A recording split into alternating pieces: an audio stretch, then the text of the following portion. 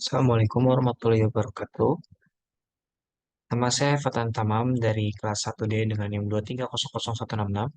Kali ini saya akan mempresentasikan hasil kerja kelompok kami kelompok 5, yaitu tentang landasan pendidikan berdasarkan yuridis. Pertama-tama, terima kasih kepada Ibu Primanita Solihah Rusmana MPD selaku dosen pengampu mata kuliah landasan pendidikan.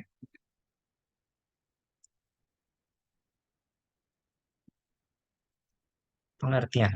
Landasan yuridis atau hukum pendidikan dapat diartikan seperangkat konsep peraturan perundang-undangan yang berlaku menjadi titik tolak atau acuan, bersifat material dan bersifat konseptual dalam rangka praktek pendidikan dan studi pendidikan. Asumsi-asumsi yang bersumber dari peraturan perundangan yang berlaku yang dijadikan titik tolak dalam pendidikan, pedoman atau pijakan hukum, dan peraturan dalam melaksanakan pendidikan. Peranan landasan yuridis dalam pendidikan. Peranan landasan yuridis dalam pendidikan adalah memberikan rambu-rambu tentang bagaimana pelaksanaan sistem pendidikan dan manajemen pendidikan dilaksanakan selaras dengan peraturan perundang-undangan yang berlaku. Undang-Undang Republik Indonesia Nomor 20 Tahun 2003 tentang Sistem Pendidikan Nasional dinyatakan, setiap warga negara yang berusia 7 sampai dengan 15 tahun wajib mengikuti pendidikan dasar. Pasal 6 yang berbunyi, setiap warga negara yang berusia 6 tahun dapat mengikuti program wajib belajar. Pasal 34. Aplikasinya kepada sekolah dasar atau panitia penerima siswa baru di SD harus memprioritaskan anak-anak berusia 7 tahun untuk diterima sebagai siswa daripada anak-anak yang baru mencapai usia 6 tahun. Berikutnya adalah urgensi landasan yuridis pendidikan. Landasan yuridis banyak memberikan pengetahuan tentang program, aturan, atau hukum dalam melaksanakan praktek pendidikan di Indonesia. Pendidikan menurut Undang-Undang Dasar 1945.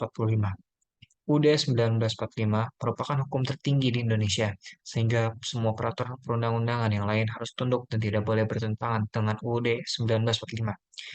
Seperti pada pasal 31 ayat 1 dan 2. 1. Setiap warga negara berhak mendapat pendidikan. 2. Setiap warga negara wajib mengikuti pendidikan dasar dan pemerintah wajib membiayainya. Pasal 31 ayat 3. Pemerintah mengusahakan dan menyelenggarakan satu sistem pendidikan nasional yang meningkatkan keimanan dan ketakwaan, serta akhlak mulia dalam rangka mencerdaskan kehidupan bangsa yang diatur dengan undang-undang. Pasal 31 ayat 4. Negara memprioritaskan anggaran pendidikan sekurang-kurangnya 20% dari anggaran pendapatan dan belanja negara serta dari anggaran pendapatan dan belanja daerah untuk memenuhi kebutuhan penyelenggaraan pendidikan nasional. Pasal 31 ayat 5. Pemerintah memajukan ilmu pengetahuan dan teknologi dengan menjunjung tinggi nilai-nilai agama dan persatuan bangsa untuk kemajuan peradaban serta kesejahteraan umat manusia. Undang-Undang Republik Indonesia Nomor 20 Tahun 2003 tentang Sistem Pendidikan Nasional. Pendidikan adalah usaha sadar dan terencana untuk mewujudkan suasana belajar dan proses pembelajaran agar peserta didik secara aktif mengembangkan potensi dirinya untuk memiliki kekuatan spiritual keagamaan, pengendalian diri, kepribadian, kecerdasan, akhlak mulia, serta keterampilan yang diperlukan dirinya, masyarakat, bangsa, dan negara. Undang-Undang Republik Indonesia Nomor 20 Tahun 2003 tentang Sistem Pendidikan Nasional. Undang-Undang Pendidikan yang membedakan jalur pendidikan dengan jalur pendidikan non-formal dan informal tertera pada Pasal 13, Pasal 27 Ayat 2. Undang-Undang Pendidikan mengatakan baik pendidikan non-formal maupun informal kalau kelak bisa lulus ujian kesetaraan yang sesuai dengan standar nasional. Ijazahnya sendiri diakui sama dengan ijazah pendidikan formal. Pasal 15. Jalur pendidikan formal terdiri atas pendidikan umum, pendidikan kejuruan, pendidikan khusus, pendidikan keagamaan, pendidikan akademik, dan pendidikan profesional. Sistem Pendidikan Nasional. Pasal 1 ayat 3. Sistem pendidikan nasional adalah keseluruhan komponen pendidikan yang saling terkait secara terpadu untuk mencapai tujuan pendidikan nasional. Pasal 2.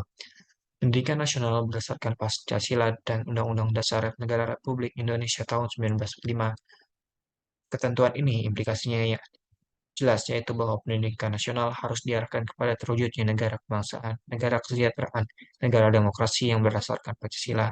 Pasal ini sebagai landasan yang dijadikan pegangan dalam menyelenggarakan sistem pendidikan nasional.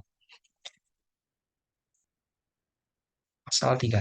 Pendidikan nasional berfungsi mengembangkan kemampuan membentuk watak serta peradaban bangsa yang bermartabat dalam rangka mencerdaskan kehidupan bangsa dan bertakwa kepada Tuhan Yang Maha Esa. Berakhlak mulia, sehat, berilmu, cakap, kreatif, mandiri, dan menjadi warga negara yang demokratis serta bertanggung jawab. Ketentuan tentang fungsi dan tujuan pendidikan nasional yang menekankan bahwa berkembangnya kemampuan dan terbentuk watak serta peradaban bangsa yang bermartabat serta berkembangnya potensi peserta didik menjadi manusia yang utuh. Berikut adalah beberapa potensi peserta didik, yaitu beriman dan bertakwa kepada Tuhan Yang Maha Esa, berakhlak mulia, sehat, berilmu, cakap, kreatif, mandiri, demokratis, dan bertanggung jawab. Manusia, manusia warga negara Indonesia yang berwatak dan memiliki kemampuan internasional, intelektual, emosional, vokasional, profesional, dan spiritual yang ditandai dengan 9 hal yang ditulis tersebut. Ketercapaiannya akan tergantung dari kemampuan kita mewujudkan pendidikan yang hakikatnya tertulis pada pasal 1 ayat 1 yang sudah diulas di depan dalam bahasa UNESCO. Untuk mewujudkan pendidikan yang demikian perlu diterapkan empat, empat pilar pembelajaran. Yang pertama, learning to know, learning to do, learning to live together, dan yang terakhir, learning to be.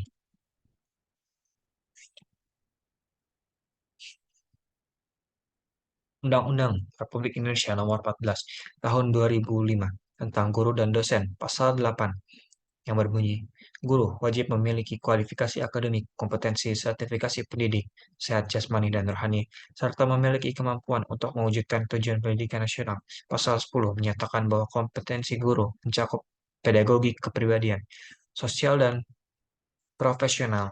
Pasal 2 menyatakan bahwa sertifikasi diselenggarakan oleh perguruan tinggi yang memiliki program pengadaan tenaga pendidikan yang terakreditasi dan ditetapkan oleh pemerintah. Pasal 24 menentukan tentang pengangkatan guru. Guru pendidikan menengah dan pendidikan khusus tingkat ditempatkan, dipindahkan, dan diberhentikan oleh pemerintah provinsi. Sedangkan untuk guru pendidikan dasar dan usia dini yang dilakukan oleh pemerintah kabupaten atau kota. Pasal 42 menguraikan tentang organisasi profesi guru yang memiliki wewenang sebagai berikut. 1. Menetapkan dan menegakkan kode etik guru. 2. Memberikan bantuan hukum pada guru. 3. Memberikan perlindungan profesi guru. 4. Melakukan pembinaan dan pengembangan profesi guru. 5. Memajukan pendidikan nasional. Pasal 46 menyatakan dosen minimal lulus magister untuk mengajar di program diploma dan sarjana dan lulusan program doktor untuk mengajar di pasca sarjana. Pasal 48 menyatakan bahwa persyaratan untuk menduduki jabatan guru besar harus memiliki ijazah doktor. Pasal 49 menyatakan guru besar yang memiliki karya ilmiah dan karya monumental sangat istimewa dalam bidangnya dan diakuinya secara internasional dapat diangkat menjadi profesor paripurna. PP Nomor 19 Tahun 2005 tentang Standar Nasional Pendidikan, Undang-Undang Nomor 20 Tahun 2003 tentang Sistem Pendidikan Nasional, Permendiknas Nomor 22 Tahun 2006 tentang Standar Isi Pendidikan Nasional, Permendiknas Nomor 23 Tahun 2006 tentang Standar Kompetensi Lulusan.